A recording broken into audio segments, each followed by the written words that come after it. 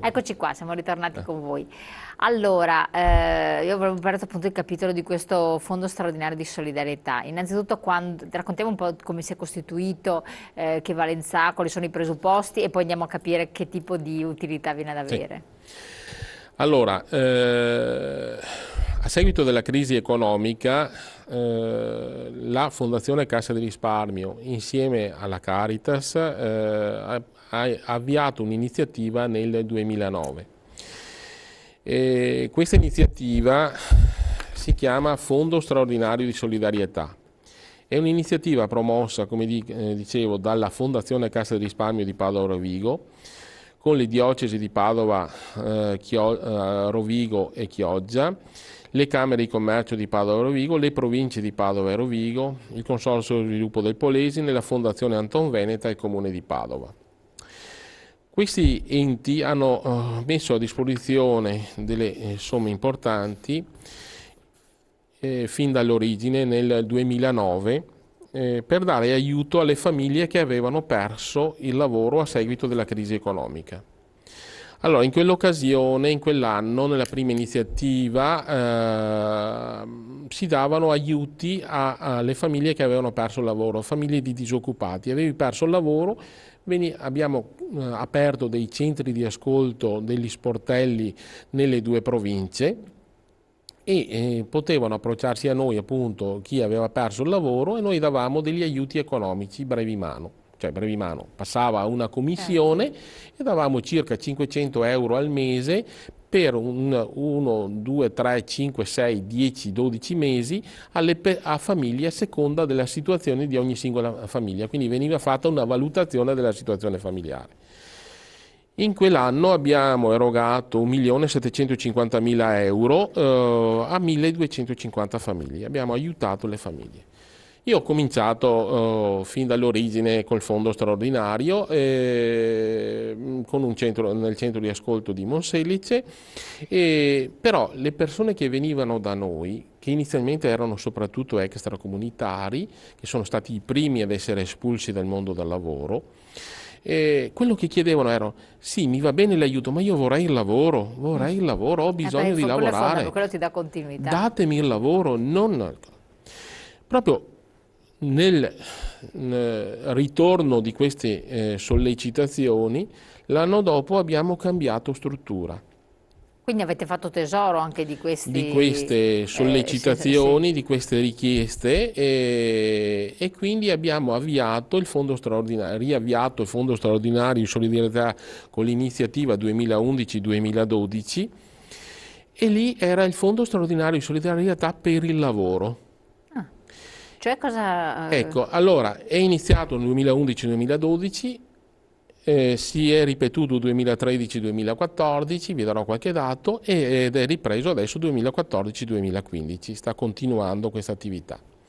Abbiamo circa 20 centri di ascolto, siamo in circa 150 volontari, perché lavorano solo volontari, e abbiamo varie forme di intervento indirizzate verso il mondo aziendale, verso le aziende, e indirizzate verso gli enti pubblici, però come destinatari i disoccupati. E i disoccupati che abbiano, noi richiediamo solo 2 documenti ai disoccupati: l'iscrizione al centro per l'impiego come disoccupati e il modello ISE, dove deve avere un indicatore ISEE della famiglia inferiore a 15.000 euro. Quindi vogliamo aiutare chi è più in difficoltà.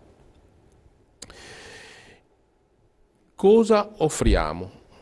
Offriamo dei tirocini borse lavoro, tirocini formativi borse lavoro, regolati dalla legge regionale sui tirocini, per essere ammessi a lavorare in aziende. Qualsiasi età? Qualsiasi età.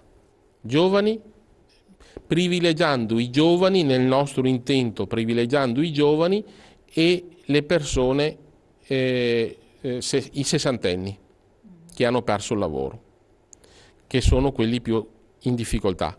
Anche perché non riescono ad arrivare neanche alla pensione. Esattamente. Offriamo borse lavoro con durata 4 mesi se a tempo pieno e 6 mesi se part-time, con una remunerazione tipica dei tirocini di 600 euro nel primo caso e 400 euro nel caso del part-time.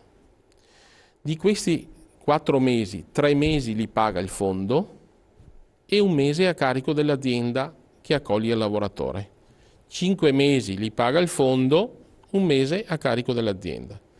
Quindi l'azienda ha la possibilità, l'azienda che aderisce alla nostra iniziativa ha la possibilità di avere dei lavoratori più o meno preparati, di provarli e di tenerli, perché quello è il nostro obiettivo. Ecco, esatto, infatti, Trasformarli poi in contratti, perché esatto. questo è un contratto dove l'azienda interviene poco ma potrebbe avere il lavoro. Però ha la possibilità di provare il lavoratore assumendolo poi. E questo avviene. Avviene questo? Avviene questo, diciamo. Allora, qualche numero. Sì. Iniziativa 2011-2012, abbiamo erogato nelle nostre iniziative 4.700.000 euro e abbiamo coinvolto, aiutato circa 2.000 lavoratori. Con le borse lavoro ormai il 20-30% viene poi trasformato in qualche forma di contratto continuativo. 3 mesi, 6 mesi, a tempo indeterminato, ecco, c'è questo. Ecco, questo quindi come borsa lavoro. Come avviene la domanda? Come avviene l'iniziativa?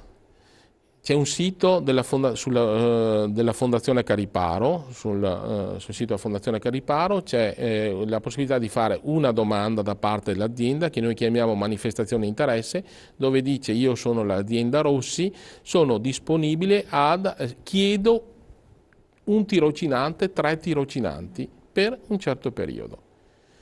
Noi vediamo, i singoli centri di ascolto vedono la manifestazione di interesse, contattano l'azienda, se hanno già i lavoratori a disposizione li mandano in azienda per un colloquio, mandiamo 1, 2, 3 persone perché ci sia anche una scelta da parte dell'azienda e il lavoratore prescelto torna da noi.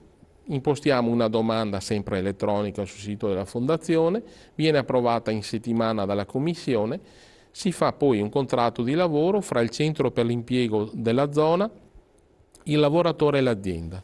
La remunerazione viene data dalla provincia, dal centro per l'impiego, con i fondi del fondo straordinario.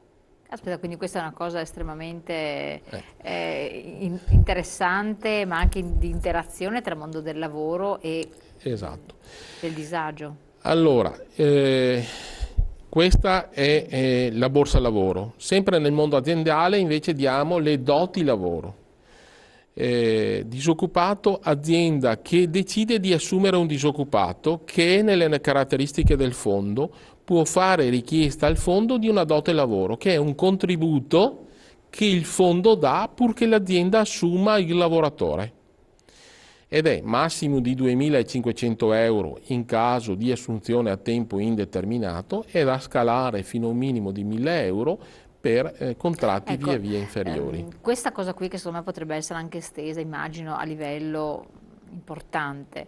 Che limiti presenta e soprattutto quali aziende le conoscono? Perché poi magari quello che sta dicendo lei, o lavoratori la conoscono, quali sono i canali per entrarne a conoscenza o per diffonderla ulteriormente? Allora, come ho detto, noi siamo nati nel 2009, ci siamo sviluppati nel 2011 con l'iniziativa Lavoro.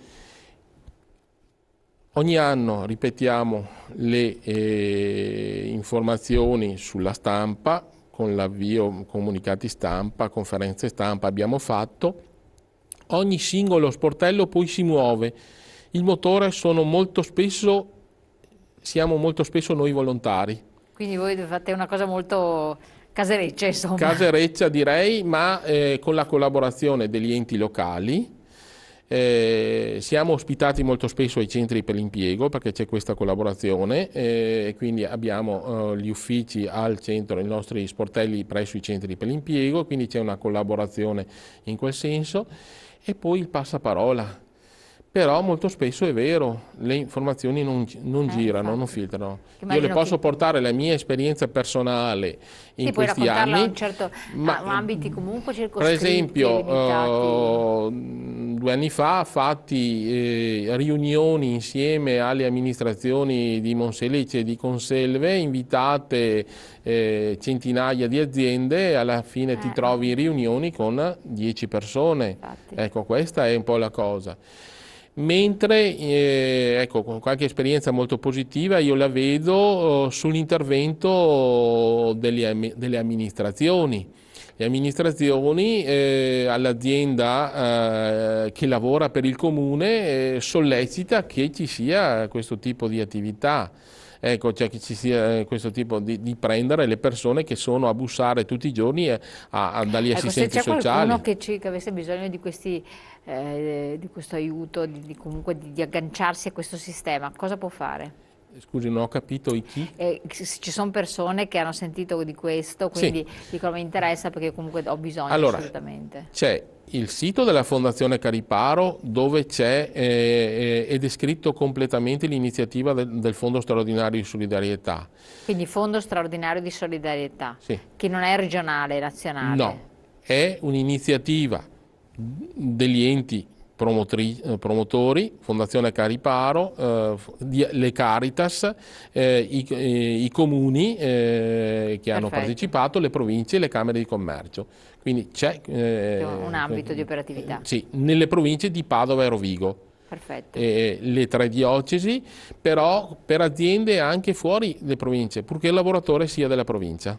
Ah, quindi il limite è sostanzialmente che un trevigiano, per esempio, non può accedere. Non può accedere al fondo, però un padovano può essere assunto da un'azienda trevigiana. Se l'azienda trevigiana si inserisce in questo Esattamente, in questo contesto. Quali contesto. sono le professionalità che hanno maggiori chance di ingresso? Quali sono anche le aziende, la tipologia di aziende che si è affacciata? Allora, sono molteplici e sono diverse. Allora, il mondo del commercio ne ha usufruito Ah, abbastanza, ma anche le piccole attività, più le piccole attività che le grandi attività, naturalmente, ecco, più le piccole aziende che le grandi aziende, perché lì c'è certo, beh. un'interlocuzione diretta. Il mondo dell'industria metalmeccanica, in questi anni io ho visto diverse disponibilità in quel senso, anche il mondo dell'agricoltura, nel mondo aziendale. Ecco, un'altra iniziativa che abbiamo sono nei confronti degli enti pubblici, parrocchie, associazioni, enti pubblici. Allora lì Anche interveniamo. loro possono. Anche loro possono intervenire. Allora lì abbiamo l'iniziativa dei voucher, che sono i buoni INPS per il pagamento del lavoro temporaneo. Allora, la parrocchia, il comune può chiedere, e lì ci sono dei limiti, può chiedere, fare un'iniziativa per dire io impiego 2, 3, 5 persone a fare dei piccoli lavori nel patronato, a pulire la chiesa, a pulire gli spazi esterni, cose di questo tipo. E quindi finalizzo il mio aiuto, do il mio aiuto alle persone in difficoltà, però le coinvolgo a fare qualcosa in maniera che sia educativo anche la nostra iniziativa, perché vogliamo essere anche educatori in questo, non vogliamo rinunciare al nostro compito di educatori. Il comune fare lavori pubblici, pulizia delle strade, il verde, manutenzione, anche lì può chiedere iniziative con i voucher che però vanno a incidere sul patto di stabilità, quindi non tutti i comuni ne possono accedere purtroppo.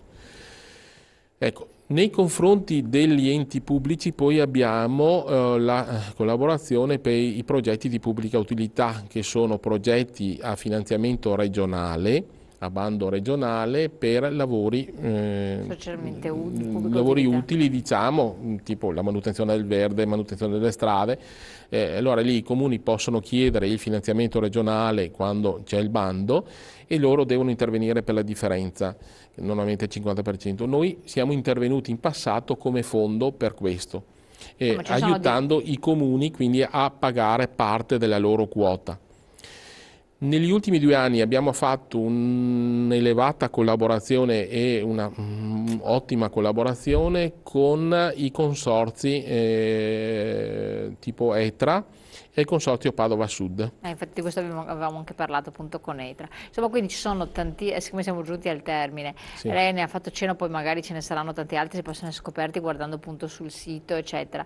Tantissime opportunità e iniziative che fanno capo appunto alla fondazione, che danno un aiuto fin dove si riesce ad arrivare, però bisogna appunto trovare il canale di informazione corretto per poi attivarlo e provare insomma una strada. Incontro come il nostro spero sia servito esatto. A questo. Ecco, dopo c'è l'attività, come ripeto, dei volontari e quindi non rinunciare ad informarsi presso la Caritas. Ecco, la Caritas, quindi come punto di riferimento la Caritas che dovrebbe in qualche modo indirizzare anche Caritas ha ormai centri di ascolto in tutte le parrocchie o in tutti i vicariati. Sta sviluppando la Caritas diocesana di Padova i centri di ascolto vicariali proprio per divulgare oltre che aiutare queste informazioni. Io la ringrazio, signor Cannella, del suo contributo, grazie a voi di averci seguito e noi ci vediamo domani naturalmente. Arrivederci.